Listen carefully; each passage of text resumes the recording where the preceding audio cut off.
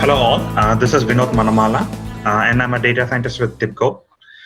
Before I start with this demo, I would like to say you guys that Helene will be forwarding you a final presentation with a link to download this DXP, and the DXP introduction page itself has a link for all the installation instructions.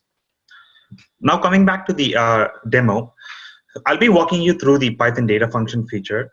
And this feature will enable the Spotfire users to execute Python scripts within the Spotfire DXPs. So there are two requirements for this feature to work. First, we need a Spotfire 7.13 client and above, and a Spotfire server to install the packages. And like I said, all the installation instructions, including the package, can be found on this link. Second, we need a Python IDE installed in your local environment. And that could be a simple vanilla Python, or it could be an Anaconda version of Python.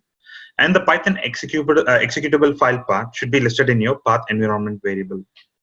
By doing this, the Spotfire can automatically detect your Python version in the data function script tab that I'll be showing you in a few seconds.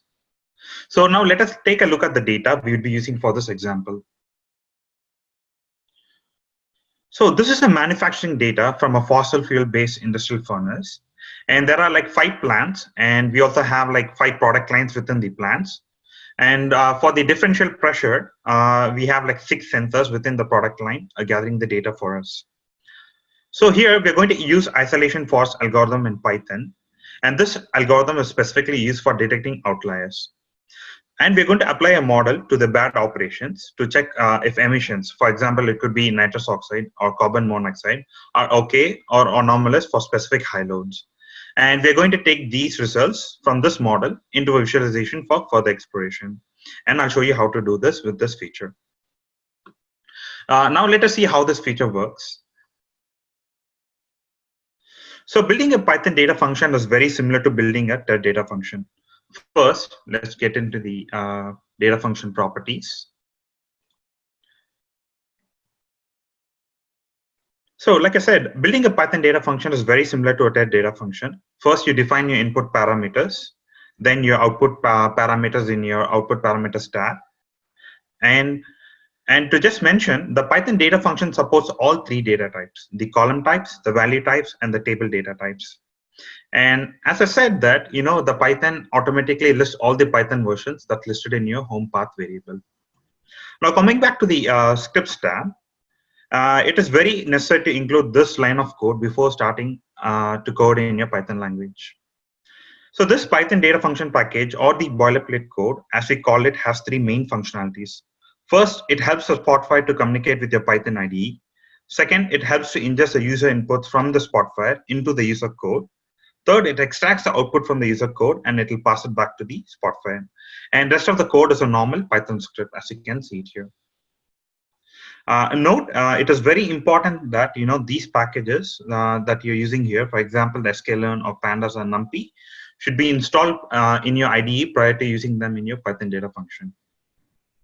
But now we close this dialog box and run our model. So while this model is running, we go back to our data tab, and you can see that we'll have a new set of predictions once this data function is executed.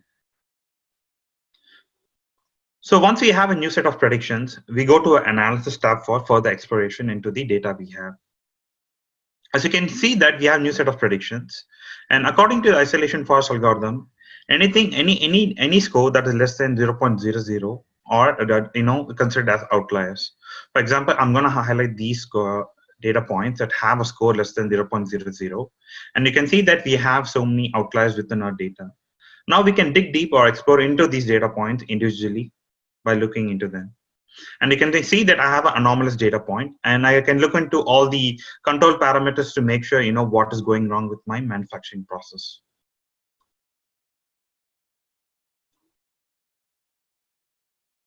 So this is Python data function feature for you guys, and have fun. I'll be answering any questions regarding this at the end of the session, and thank you.